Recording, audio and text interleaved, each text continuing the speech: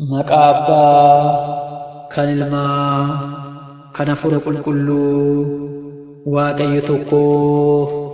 Amiin. Amiin. Jaalatamtoota maatii Waaqayyoo kan taatan, Waaqayyoon kan sin jaalatu, sinis Waaqayyo kan jaalattan, maqaa Waaqayyootiin akkam turtanii, akkamiin yoo eegdanii, akkamiin yeroo kana geessanii. Amiin. Amala isaatiin galateeffatamaa kan ta'e Waaqa waaqotaa, Gooftaa gooftotaa, mootii moototaa kan ta'e maqaan Gooftaa keenya Yesuus Kiristoos kan ulfaatee fi kan kabajame nuuf haa ta'u.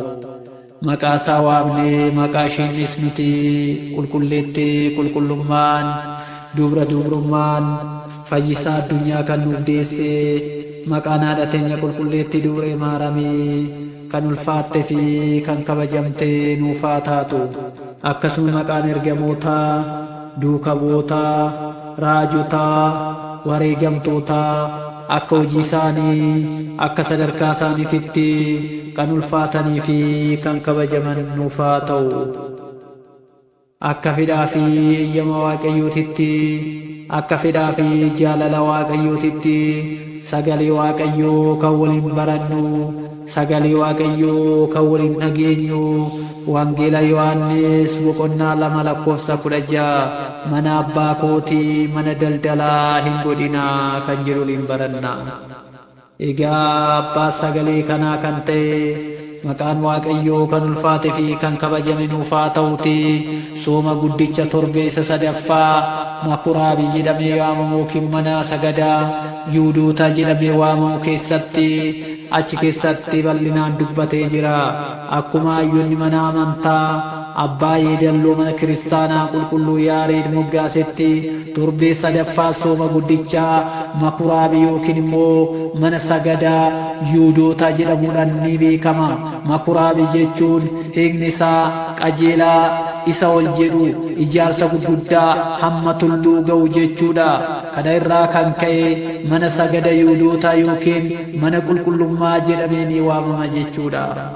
Firiin jecha kanaas garuu Gooftaan keenya Yesuus Kiristoos kan fooniin dhukkubsate, barumsa kan lubbuu dhukkubsate, raajii yookiin dinqii isaa yoo fayyisu Makuraabiin argamuun hojii fayyinaa kan raawwate, hojii fayyisuu sammuu keessattis ta'e kan sammuudhaan alatti dhibaman barsiisuun torbee sadaffaa kanarratti bal'inaan kan ibsedha jechuudha.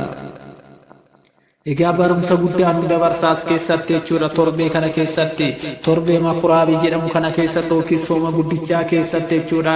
Egaa torbee sadaffaa Makuraabii jedhamu kuni egaa afaan garagaraatiin, afaan adda addaatiin ni dubbatama.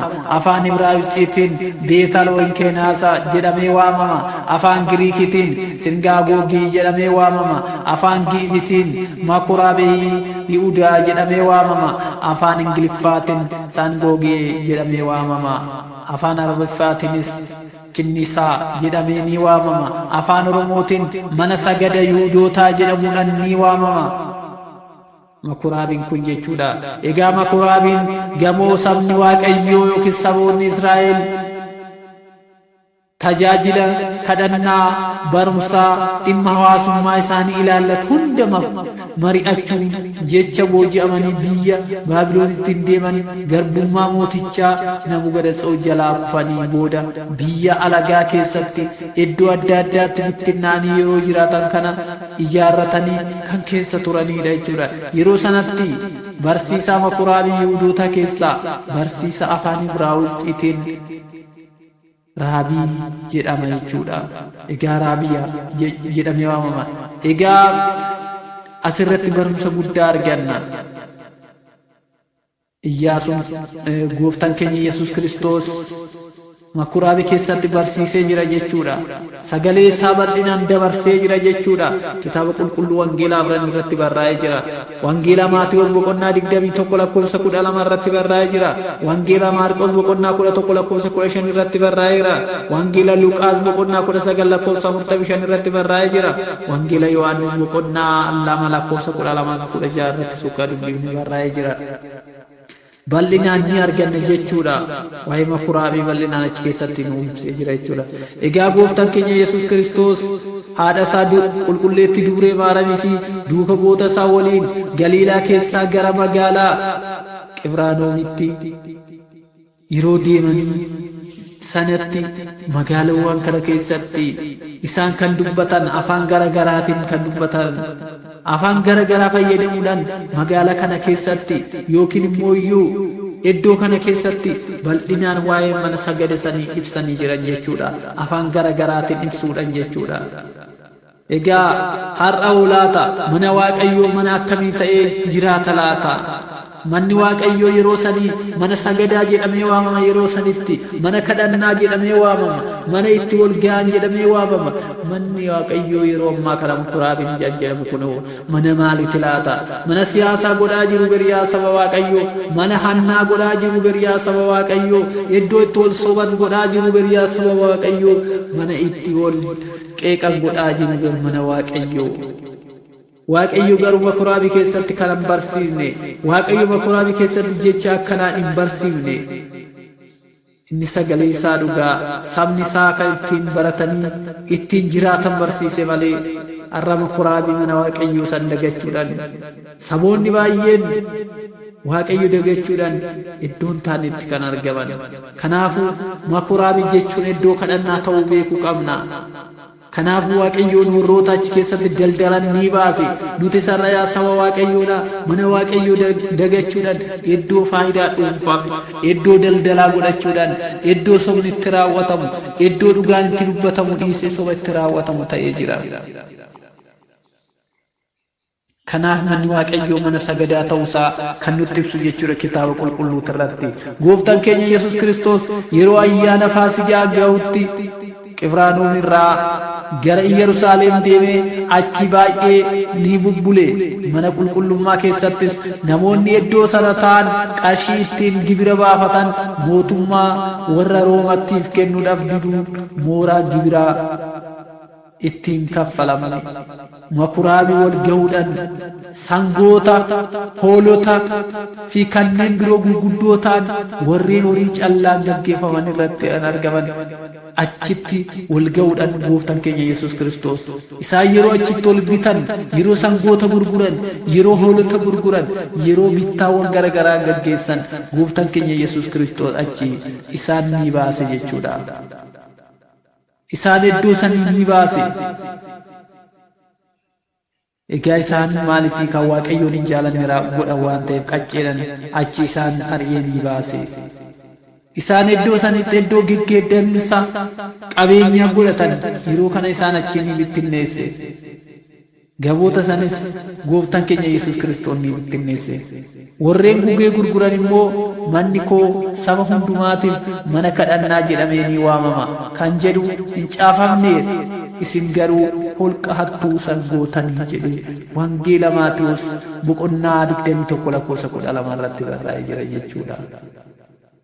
Egaa yommus barattoota isaa hinaaffaa mana keetiin nu gubaa, arrabsoo ittiin si arrabsan nurraa bu'ee jechuun dubbatanii jiran jechuudha.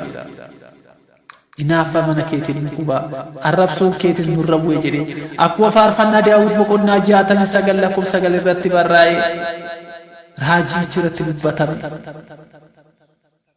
nu yaadachiisa. Faarfannaan guyyaa kana sirna galatoo yookiin sirna qiddaasa irratti daaqonoonni kan faarfatan yookiin kan galateeffatanidha jechuudha. Egaa makuraabii yookiin manni sagadaa kuni dhaloota Kiristoosiin dura kakuu moofaa keessatti ijaaramee kan turedha.